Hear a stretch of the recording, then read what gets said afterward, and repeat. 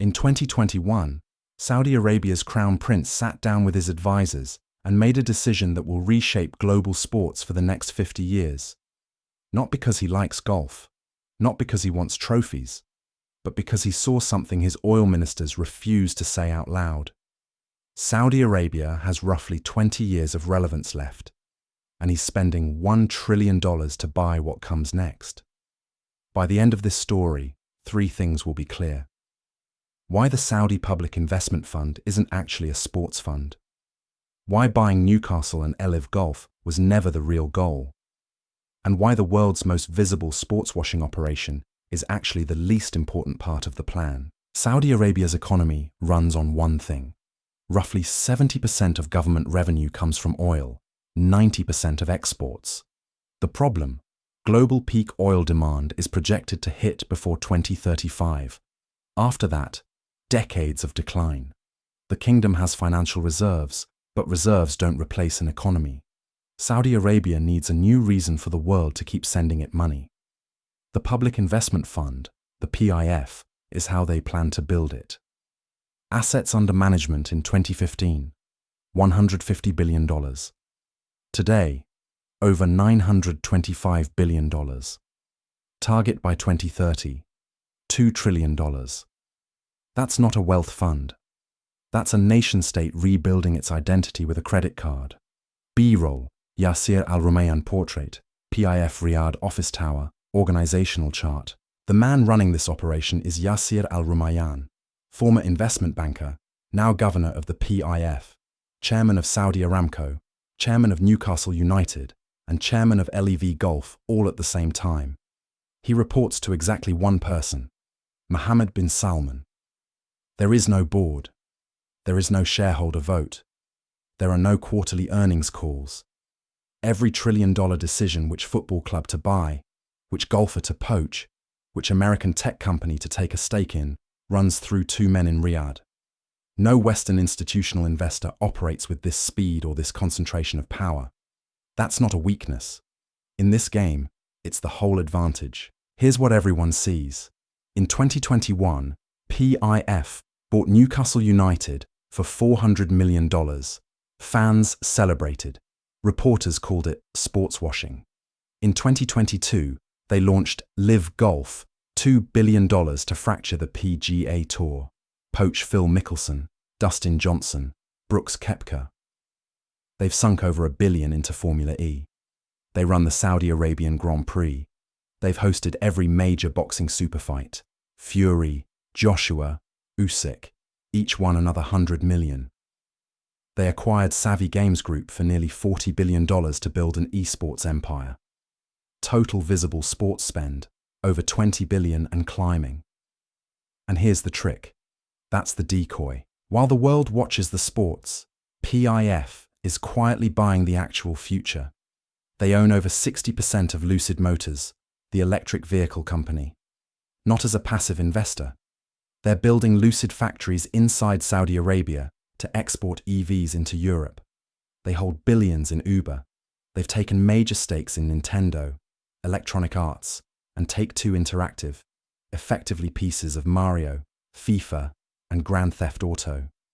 They bankroll Neom, a $500 billion megacity in the desert that, on paper, doesn't need to exist. They've bought into BlackRock's infrastructure fund, Boeing, Meta, and a dozen biotech companies most have never heard of. The sports headlines? They're the $20 billion distraction. The real PIF portfolio is the $900 billion nobody writes about.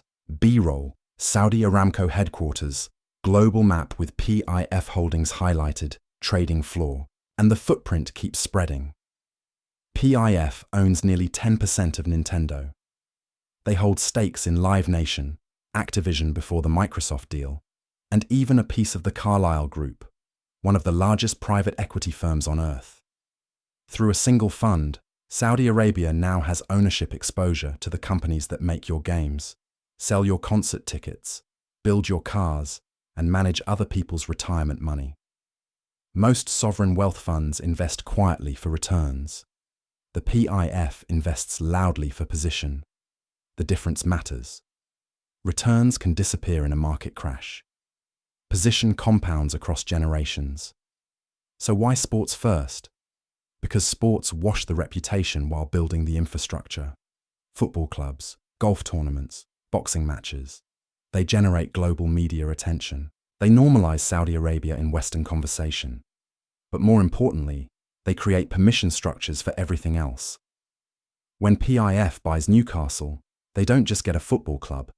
They get relationships with broadcasters, advertisers, and commercial partners who now have financial incentives to soften coverage of Saudi Arabia.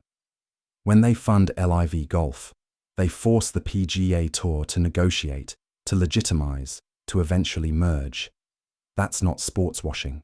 That's market capture. And it works because sports fans don't read financial disclosures. They read league tables.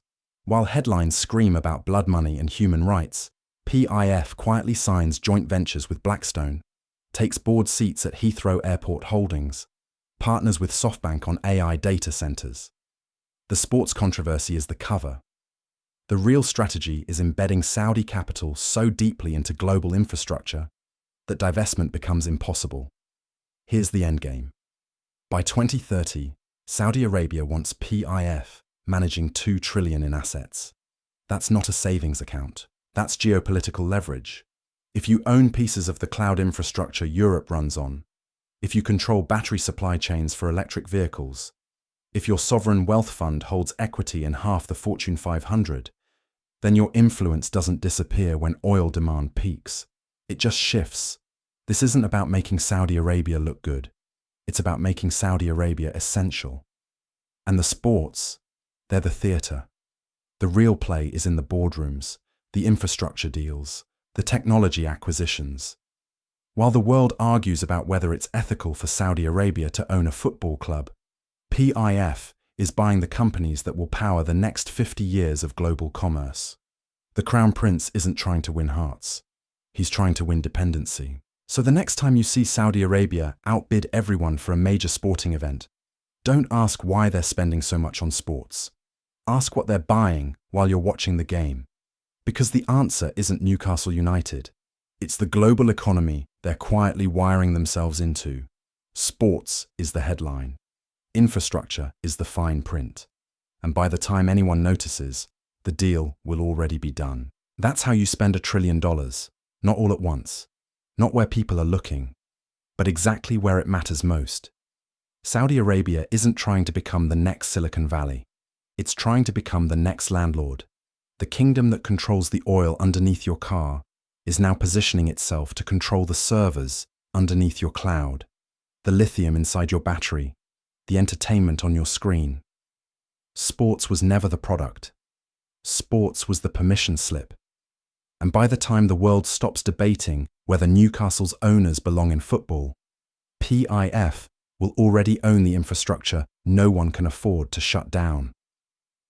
8:15 CTA. B-roll. Norwegian flag. Stock charts. Subscribe animation. Next week, how Norway's $1.7 trillion sovereign wealth fund quietly became the most powerful shareholder on earth, and why it did the exact opposite of Saudi Arabia. Subscribe so you don't miss it.